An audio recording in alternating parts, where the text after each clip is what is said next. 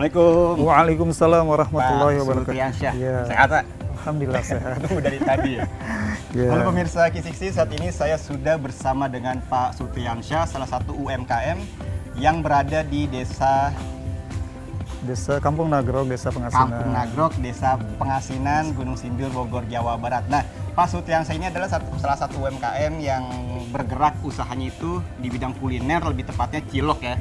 Namanya itu Cilok Zahra.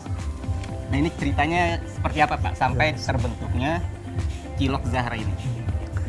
Bismillah, jadi diawali dulu di tahun 2014 ada kawan ya di pondok pesantren, dia waktu itu menjual ya produk cilok asal Bandung. Kalau nggak salah namanya Aisyah, cilok Aisyah Bandung ya. Jadi diawali dengan kita minta 1-2 unit untuk coba-coba pasarkan di daerah kami, daerah Gunung Sindur gitu ya. Alhamdulillah kami dikasih 2 unit pada saat itu. Kami jalani, kami lakukan penjualan di daerah kami. Jadi alhamdulillah antusias masyarakat bagus gitu ya. Karena memang makanan cilok ini walaupun mungkin ya di masa kecil dulu ini cilok ini sudah tidak asing, tapi yang berlabel itu loh yang nampaknya baru kita lihat gitu ya. Ada cilok Aisyah Bandung. Jadi kami pasarkan selama beberapa bulan. Nah dari situ ada keinginan gitu ya. Mulai terinspirasi. Iya, terinspirasi. Bagaimana kalau kita mungkin produksi sendiri gitu ya, mungkin lebih berkembang gitu kan. Karena kalau dilihat dari antusias pembeli ini begitu bagus gitu ya, kemungkinan nih kedepannya mungkin prospeknya bagus. Sehingga akhirnya ya, setelah kita menyelesaikan secara administrasi ya dengan Cilok Aisyah, kita kembalikan unitnya, maka kami memulai mencoba produksi skala kecil ya, maksudnya untuk jual sendiri gitu. Kebetulan di pasar kan kita punya kios jus buah dan es buah, di sambil di sebelahnya kita jual. Oh, sekaligus ya pendampingannya. Terbentuklah Cilok Zahra itu. Waktu itu belum ada nama ya, belum. Masih sifatnya lokal, belum ada nama. Kemudian kita coba produksi skala kecil, 50 butir, 100 butir. Alhamdulillah ya, penjualan bagus gitu kan. Jadi ada pikir gitu bagaimana untuk mengembangkan usaha ini, kita cari penjual untuk bisa lebih produksi lebih banyak ya. Skala besarnya. Skala besar. Ya awal-awal sih kita cari 1, 2, 3 pedagang lah gitu kan. Jadi alhamdulillah di tahun pertama kita sudah bisa memproduksi jumlah ciloknya 2.000-3.000 butir ya. Awalnya istri yang sendiri ya. Jadi dari proses awal gitu kan pembuatannya, lama-kelamaan karena mungkin peningkatan penjualan, produksi meningkat, akhirnya dia minta bantuan. Jadi akhirnya usaha yang di pasar nih, penjualan jus dan es buah ini kita tinggalkan gitu kan. Jadi kita fokus, gitu. Jadi kita fokus pada produksi untuk cilok. Ciloknya. Alhamdulillah responnya bagus dan berkembang pesat sampai dengan saat ini Pak ya. Ya, jadi alhamdulillah tahun ketiga itu pemasarannya semakin meluas. Jadi Cilok Zahra ini sudah dikenal terutama di daerah Bogor dan Tangsel ya. Pada saat itu sampai 60 unit yang tersebar di sekitar Bogor dan Tangsel. Alhamdulillah produksi satu hari itu pengeluaran cilok itu sampai jumlahnya 30.000 butir per hari. Besar ya. Pesat juga ya. Alhamdulillah kita bisa masyarakat sekitar, tetangga-tetangga ini kita libatkan sama-sama ikut produksi. Jadi untuk usaha tambahan lah ya, penghasilan tambahan untuk ibu-ibu di sini gitu ya. Sampai jumlahnya 30 orang pada saat itu. Pak, ini saya penasaran dari ceritanya itu kan perkembangan itu sangat pesat ya, dari mulai awal sampai dengan saat ini ya, sampai begini itu.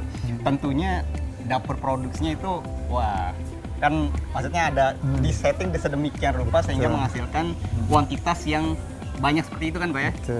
Kita ajak pemirsa untuk melihat dapur produksinya dari Cilok Zahra seperti apa, oke Pak ya? Siap. Ayo pemirsa yuk, di sebelah mana Pak? Sini Pak, mari.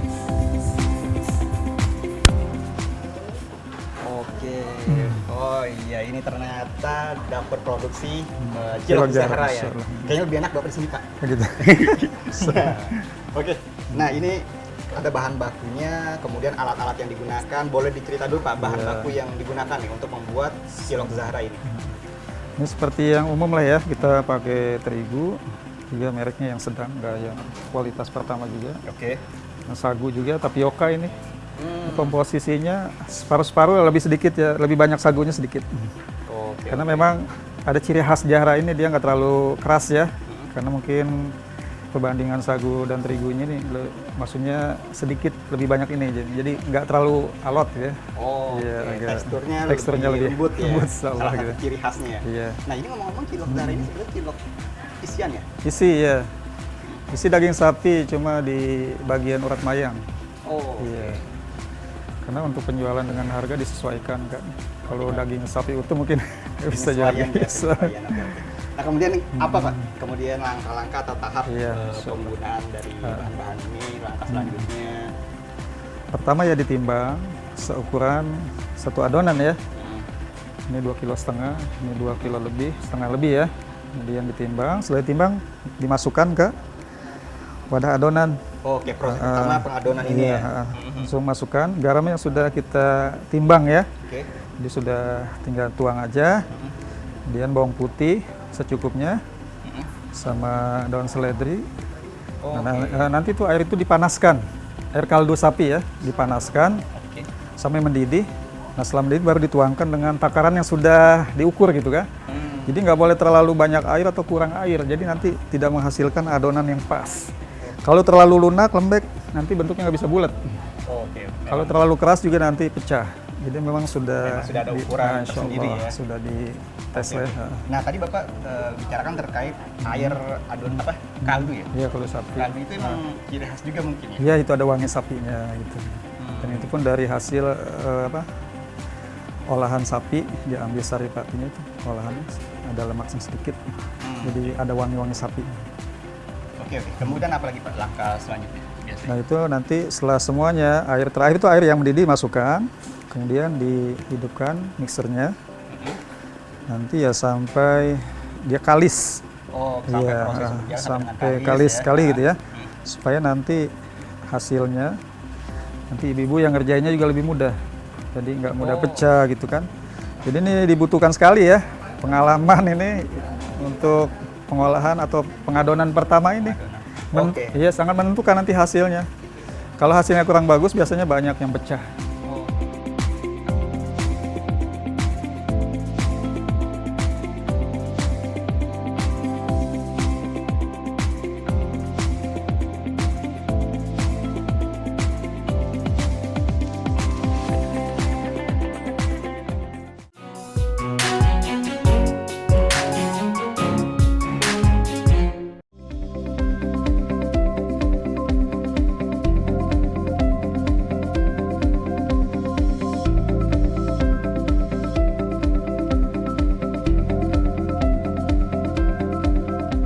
Oke, nah ini dia ibu-ibunya lah ya, yang sedang proses dari pengadonan itu ya. Adonan ya. Hmm. Jadi gini kalau hasil adonannya bagus tuh, bentuknya bisa bulat bagus. Insya Allah nanti nggak pecah.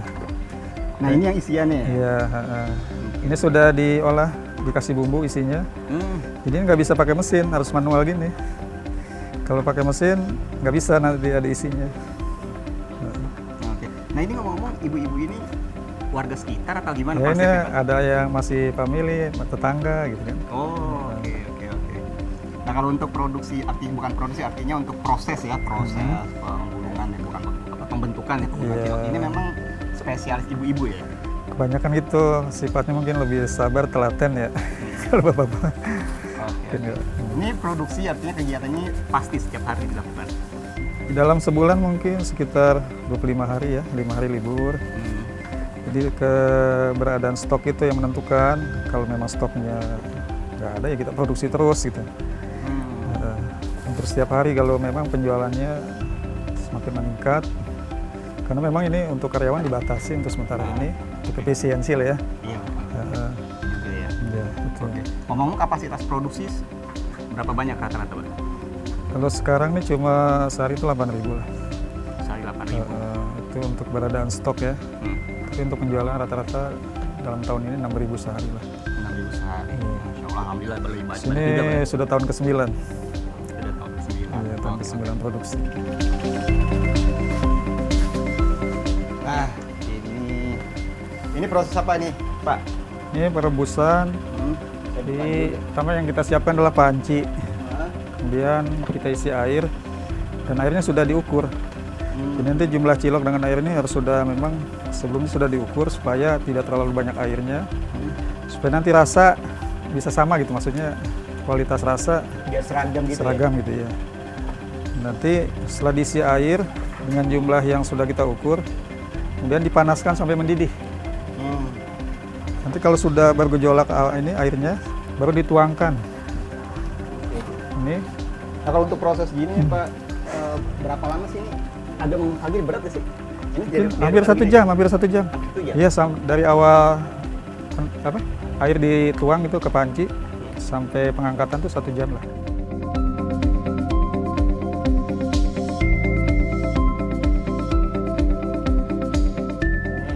Yang sudah proses pemasakan tadi Pak ya.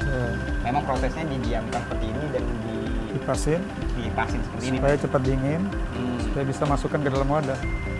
Nanti setelah di dalam wadah dibawa ke atas, kemudian dipak.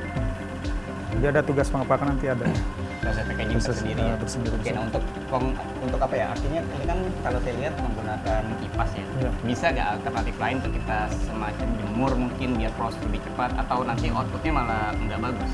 Ya ini aja, secara ini aja nggak harus cepat-cepat juga, ini nggak masalah. Gitu kan masih bisa ini, maksudnya berurutan. Jadi nanti setelah yang pertama diangkat, kedua, ketiga, keempat, Iya. nah ini udah siap diangkat yang pertama gitu kan.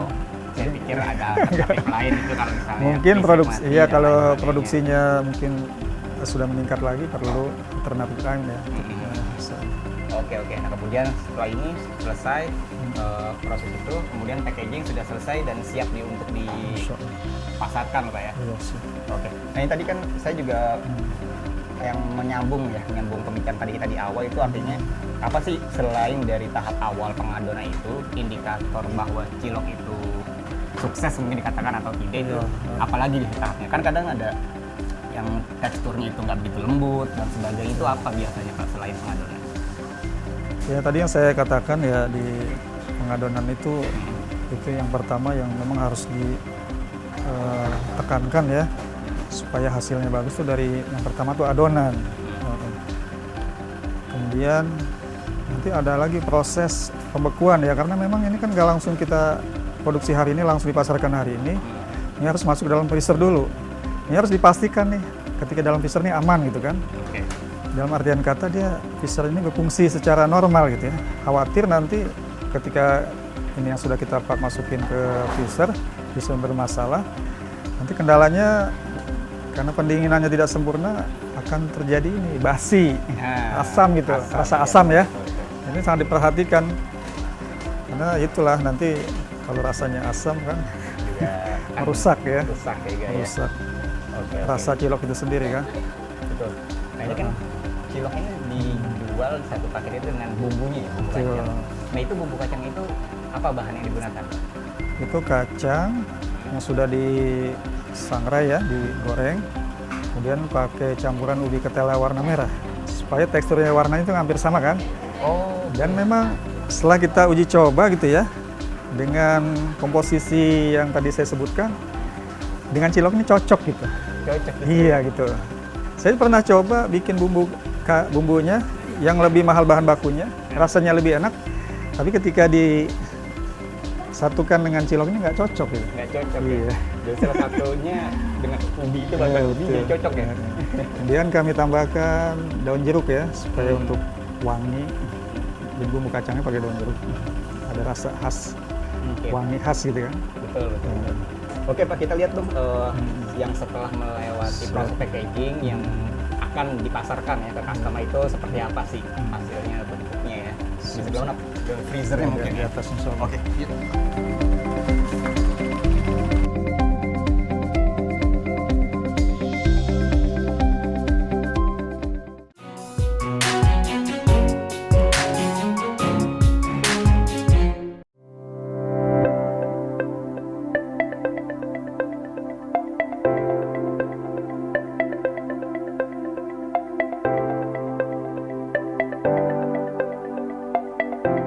Oke Pak, ini yang sudah siap dipasarkan Pak ya. Coba seperti apa Pak?